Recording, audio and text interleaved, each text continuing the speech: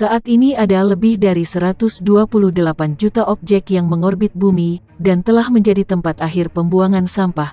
Puing-puing ruang angkasa yang bergerak dengan kecepatan supersonik dapat menghancurkan banyak satelit.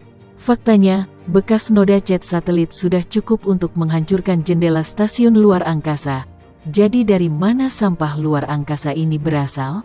Mengapa sampah antariksa berbahaya dan apakah sudah ada program pembersihan sampah luar angkasa? Kita telah meluncurkan satelit ke luar angkasa selama lebih dari 60 tahun, dengan lebih dari 12.000 satelit ke orbit. Dari jumlah tersebut, sekitar 3.372 satelit aktif untuk saat ini. Sisanya tidak aktif dan melayang-layang tanpa arah seperti beban keluarga. Dalam beberapa tahun terakhir, jumlah satelit telah meningkat secara signifikan. Pada tahun 2020 saja, 1.283 satelit diluncurkan ke orbit bumi.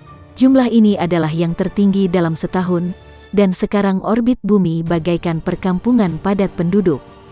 Beberapa dekade mendatang, SpaceX, proyek Amazon Kuiper on Web, perusahaan China Hongyang, dan perusahaan Kanada Telesat juga berencana meluncurkan ribuan satelit mereka ke orbit bumi. Semua proyek ruang angkasa ini dapat menimbulkan potensi bencana.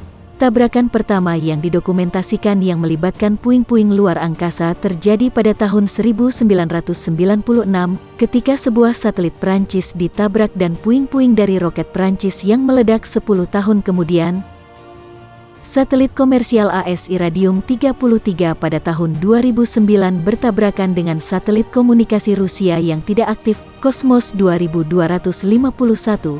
Pada kecepatan 35.000 km per jam, adu banteng itu menghasilkan 23.000 puing luar angkasa yang sekarang menjadi ancaman bagi pesawat ruang angkasa lain di orbit bumi. Ini adalah kasus tabrakan terbesar yang terjadi di luar angkasa. Puluhan ribu satelit bergerak dengan kecepatan 27.000 km per jam dengan jarak pergerakan satelit yang saling berdekatan. Apabila terjadi tabrakan berpotensi menciptakan ribuan puing benda berkecepatan tinggi di orbit, ini dapat menyebabkan reaksi berantai.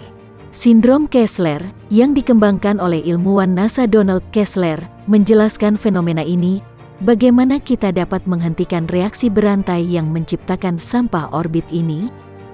Pada tahun 2018, sebuah satelit bernama Remove Debris berhasil menempatkan jaring di sekitar satelit. Teknologi ini bertujuan untuk menangkap puing-puing luar angkasa.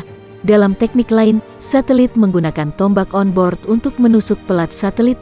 Badan Antariksa Eropa telah menugaskan perusahaan rintisan Swiss Clear Space untuk mengambil puing-puing dari roket seberat 100 kg yang telah mengorbit bumi sejak 2013. Dijadwalkan tahun 2025, misi tersebut akan menggunakan 4 lengan robot untuk membersihkan puing-puing.